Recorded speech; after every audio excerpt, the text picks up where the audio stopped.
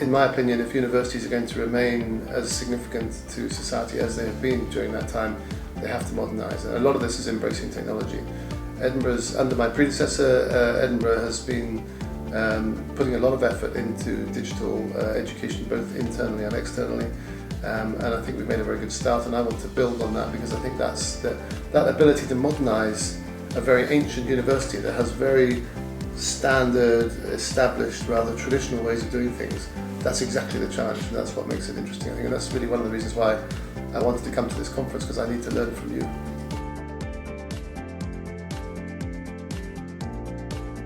So, as you well know, and I know from years of experience, telling academic faculty how to do things or what to do is not a very productive method. And so it's got to be a process of engagement and a process of almost getting people to believe that this is the right way to plan the future. And so for example, we put a lot of effort into staff development. So at the same time as developing the technological platforms for online learning, whether this means externally with MOOCs and online courses, or internally for our on-campus students. Obviously the technological platform is very important, and we've worked hard to develop that. But as well as that, we have to provide staff development. We have to provide education in the methodologies, what works well, what doesn't work well, encouraging innovation, and a focus as much on the people as on the technology seems to us to be the right approach. Yeah, I think so. And also, I mean, so running a university basically is a people management job. It's basically, I mean, there's a bit of money management as well, but it's basically about managing people. And people respond well to anything which gets them interested, gets them excited, allows them to think that we're trying to make their job easier or more interesting, rather than they don't respond well to anything which seems to them like it's going to make their life more complicated, or they're going to have more hurdles to jump over. And so I think it's that sense of facilitating technological developments which is really important. And I think the other thing, this comes back a bit to the focus on people in the Strategy 2030. The generation that really knows technology and really understands it and knows how to use it is not me, it's actually my students. And I think these young people have grown up with these handheld devices. They live their world, they live their lives through these devices in a way that when I was a kid I didn't. And so to understand the way they want to receive their information, the way they want to receive their education, there's no substitute, in my opinion, from talking to them and listening to the younger generation. So engaging with the students, engaging with the younger staff and the technological experts seems to me to be the right way to develop our future. So we were an early, Edinburgh was an early adopter of MOOCs. So again, that was before I arrived, but we have 2.7 million people enrolled on our MOOCs. So we have a very large sort of MOOC population, if you like, and I think actually the same was true of the University of Hong Kong, where I was before I moved to Edinburgh. We also had very early MOOCs. And so that was the first large-scale example of online education, and at the time people were predicting that this meant the end of the university as we know it, and that this was going to replace universities. I never believed that. The year of the MOOC.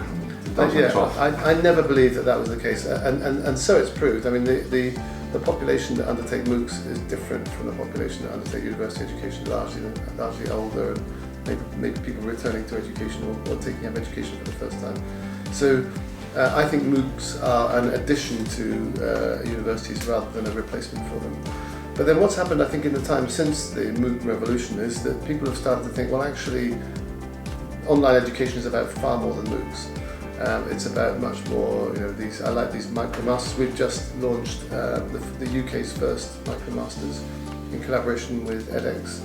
And I know that Anand Agrawal is another speaker at the conference. Yes, he's somebody I've worked with both in Hong Kong and since I've been in Edinburgh. And I'm very proud of the fact that Anand says that he believes the University of Edinburgh is the best university outside North America for online education. So we're very proud of that accolade, and we have to work hard to keep that up, because now the competition is very fierce. Everybody now is looking to see how they can develop online education. But in collaboration with Anand and his colleagues at edX, we've launched the MicroMasters. That's in predictive analytics in the business school, and we have 2 more MicroMasters ready to launch. So we think that's a model that will be very effective. So you can gather some people that may later go on and do a formal masters, or they may not, but whatever, they get some credentials from the MicroMasters.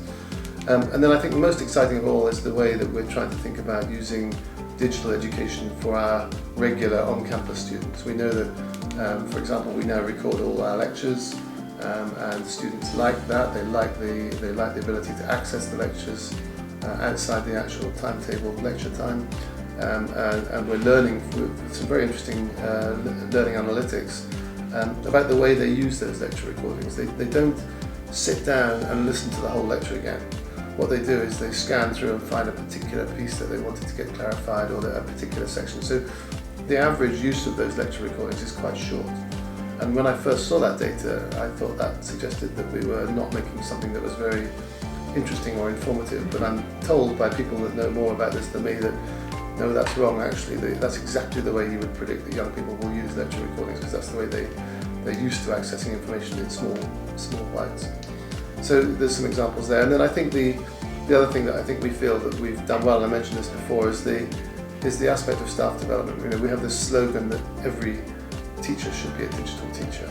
And so we have at the moment only a subset of our faculty that really actively embrace digital learning. And we have many more that don't, and it's either because they don't have the technological ability, or they haven't ever been exposed to the excitement that can be digital learning, or they feel somehow rather suspicious or rather uncertain about it.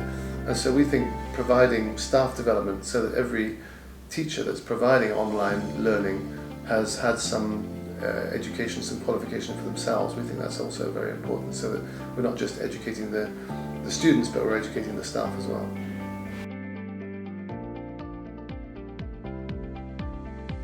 So that's absolutely right, and I heard a fabulous example recently, which I was at. There was a conference in Edinburgh called the Spanish Tertulias. I didn't know what a tertulias was, but it basically means a convening of, you know this word, convening of minds for a discussion of a relevant topic. And at this meeting, there was a lot of discussion about artificial intelligence, and one of the overseas delegates related an anecdote which I thought was really instructive. So he said that there was on Amazon, if you buy a product, when you get to the bottom of the page, it says, you may also be interested in the following, or previous people that bought this also bought this. And apparently that linkage is done by artificial intelligence, so no humans are involved, this is just pattern recognition. And the example was that someone bought a set of pétanque, the metal bull that French people play bull in the street, in the town squares. And someone bought a set of these metal bull. And at the bottom of the page, when it suggested what else that this person might wish to buy, the items that came out were a yellow vest, a gilet jaune, and a gas mask. So the suggestion was that someone had bought bull and then was also buying a yellow vest and a gas mask. And of course this is a reputational concern for Amazon, and so apparently what Amazon did in response to that was reintroduce a human being to sense check that kind of association, so that you can't just make it automatic. Someone has to sense check it. And I find that quite reassuring, that there's still a role for human beings. You can't always make these linkages without somebody, a human, saying, does this make sense, or does this have any reputational consequences? So there's an example, if you like, of where a little bit of regulation or a little bit of human intervention makes artificial intelligence more effective.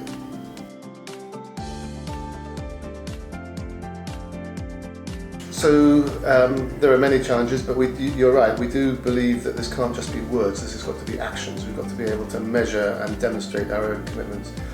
So we're rapidly trying to convert all of our vehicles to electric vehicles. We have a fleet of vehicles that are involved in the university. We're converting those to electric vehicles, and I know there are arguments about the sustainability of electric vehicles, but we generally feel that that's the right thing to do. All of our new buildings are built according to sustainable principles, so we're trying to have modern forms of heating and energy generation. But we have to be realistic. Firstly, the university has 550 buildings across Edinburgh, and many of them are old, and so many of them are not environmentally friendly. So we have to modernise to the extent that we can, but we have to accept that some of those buildings will be much more of a challenge in terms of sustainability. And the other thing which I've tried to articulate in the time that I've been there is that I think the realistic assessment of our position in terms of climate sustainability has to include recognition that if we want to be a research-intensive university and we want to have international credentials, then we are going to generate a carbon footprint. It's unavoidable. We have international, 43% of our students are from outside the UK, and so a lot of those students travel, and they travel home, so there's a lot of air travel involved. We have our researchers travelling around the world, talking at conferences and interacting with other researchers. And then we have some activities. We've got the UK's supercomputer based in Edinburgh, and obviously that generates an enormous carbon footprint. So we can't hide from the fact that we're going to generate a carbon footprint. What I think we have to do is we have to take every step we can to minimise that, the types of things we've talked about, but also to genuinely offset our carbon footprint in other ways. And so we're interested in planting trees and regenerating peat bogs in Scotland, where Scotland has very large rural areas where we can genuinely produce carbon offset. This is not a question of buying carbon offset from some other source. This is about planting new trees and regenerating peat bogs so that we're contributing to carbon offset nationally. And I think that combination, doing the things that we can to reduce our carbon footprint, but also recognising that the reality of our activities is that we're going to generate a carbon footprint which we then need to measure and offset. That's the basis of our strategy, and with that paired set of approaches, we think we can deliver carbon neutrality by 2040. That's our pledge.